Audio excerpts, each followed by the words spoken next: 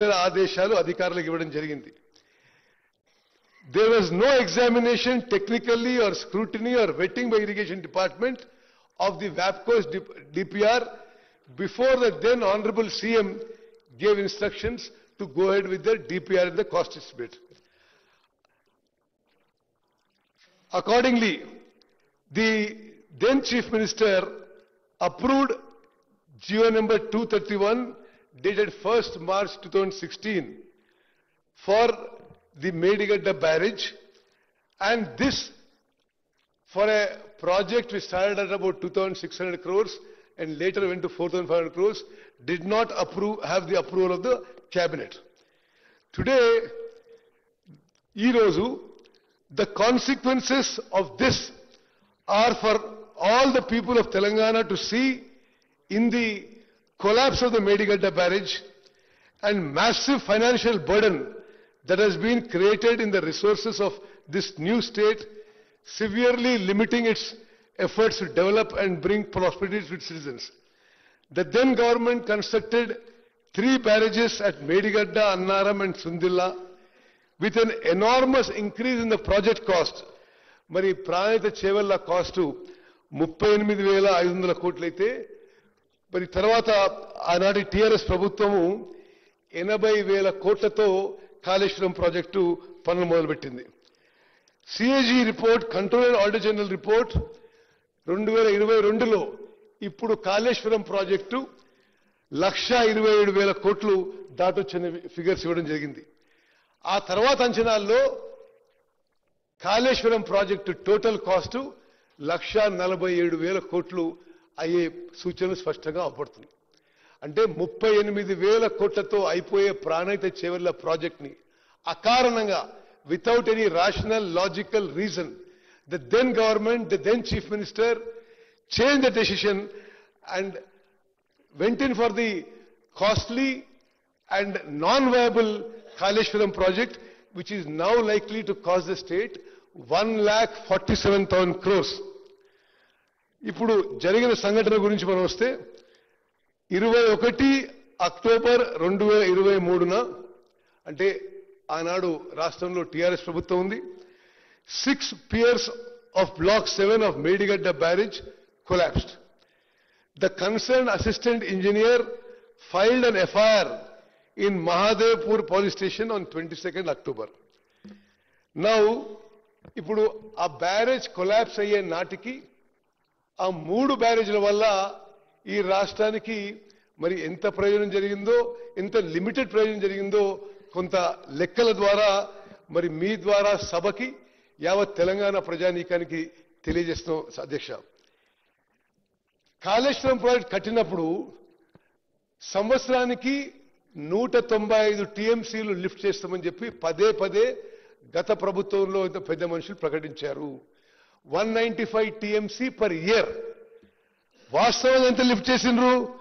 Project inauguration 2019 నుంచి project collapse అయ్యే 21 October 2023 వరకు టోటల్ 5 ఏళ్లలో సంవత్సరానికి 195 టీఎంసీలు లిఫ్ట్ చేస్తామన్న ప్రాజెక్టులో 5 ఏళ్లు కలిపి టోటల్ లిఫ్ట్ చేసింది 162 టీఎంసీలు.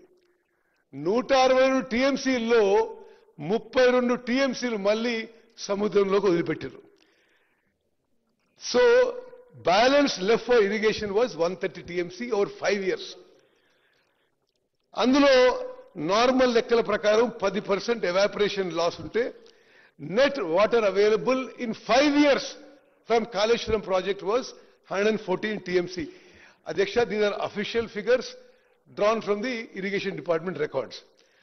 ఇందులో మళ్ళీ 13 టీఎంసీలు కొండపోచమ్మ సాగరు, మల్లన్న సాగరు, రంగనాయక సాగర్లో స్టోరేజ్గా ఉన్నాయి.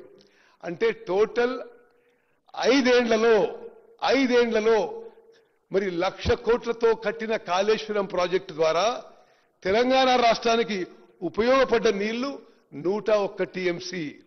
అంటే సంవత్సరానికి 20.23 టీఎంసీ.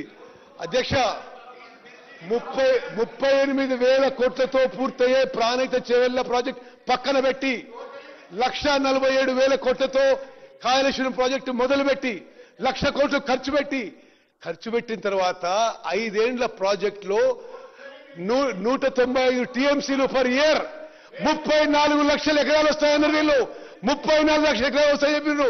18 లక్షల ఎకరాలు కొత్త ఆయకట్టు, 16 లక్షల ఎకరాలు స్టెబిలైజేషన్ అని చెప్పడం జరిగింది. వాస్తవంగా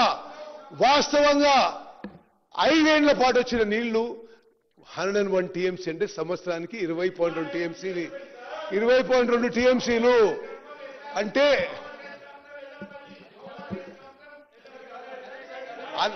అన్ని లెక్కబెట్టి హరీష్ రావు గారు అంటే మీకు అవకాశం వచ్చినప్పుడు మీరు చెప్పండి. అవకాశం వచ్చినప్పుడు చెప్పండి. స్పీకర్ గారు అంటే 1,00,000 కోట్లు ఖర్చు పెట్టి ఆ 1,00,000 స్పీకర్ సార్, 1,00,000 కోట్లు ఖర్చు పెట్టి సంవత్సరానికి కొత్త ఆయకట్టు, న్యూ ఆయకట్టు, కొత్త ఆయకట్టు 1,00,000 ఎకరాలు కూడా రాలేదు.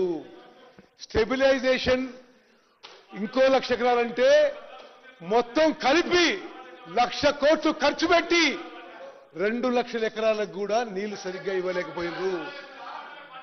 1,00,000 కోట్లు ఖర్చు పెట్టిన ప్రాజెక్టు 4 ఏళ్లలో కూలిపోయింది.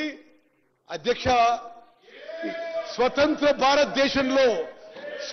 భారతదేశంలో ఇంత పెద్ద man made disaster, financial disaster ఏ రాష్ట్రంలో కూడా జరగదని చెప్పి నేను మనం చేస్తున్నా. మరి అధ్యక్ష స్పీకర్ సార్ 21 అక్టోబర్ 2023లో మేడిగడ్డ బ్యారేజ్ కొలాప్స్ అయినప్పుడు వాళ్ళు అధికారంలో ఉన్నారు. కల్వకుంట్ల చంద్రశేఖరరావు గారు ముఖ్యమంత్రిగా ఉన్నారు. బ్యారేజ్ కొలాప్స్ అయిన రోజు 21 అక్టోబర్ 2023లో NDSA national dam safety authority వాళ్ళు వచ్చి ఇన్స్పెక్ట్ చేశారు. నేషనల్ డ్యామ్ సేఫ్టీ అథారిటీ అంటే అడ్డగోలు మాట్లాడుతున్నారు మా మిత్రులు across this world. National dam safety authority is created by an act of parliament. ఆ చట్టం పార్లమెంట్ లో వచ్చినప్పుడు మద్దతు తెలిపింది టీఆర్ఎస్ పార్టీ, వాళ్ళే మద్దతు తెలిపారు. ఆ చట్టం ప్రకారము national dam safety authority create చేయబడ్డది. భారతదేశంలో డ్యామ్లు అండ్ బ్యారేజెస్ మీద అత్యంత నాలెడ్జ్, స్కిల్, అనుభవం వాళ్ళు ఈ national dam safety authority members. వాళ్ళు national dam safety authority inspected the Medigadda barrage on 24 October 23. ఆ రోజు ప్రభుత్వం ఎవరిది అధ్యక్ష? TRS party. మరి దీనికి వాళ్ళు పాయింట్అవుట్ చేసింది ఏంటంటే ఈ Medigadda barrage and other components of Kaleshwaram project 2019లో ఇనాగ్రేషన్ తో మొదలుపెట్టినాయి. ఇనాగ్రేషన్ మొదలైన కొన్ని రోజులకే project developed serious problems. Piping అంటే బ్యారేజ్ ఇటు నుంచి కింది నుంచి అటు మరి నీళ్లు ఉసుకపోతూ బ్యారేజ్ ఫౌండేషన్ వీక్ అయిపోయింది. 2019 నుంచే వాళ్ళ అధికారులు రాసిన రికార్డు ప్రకారమే all the 3 barrages were showing serious problems.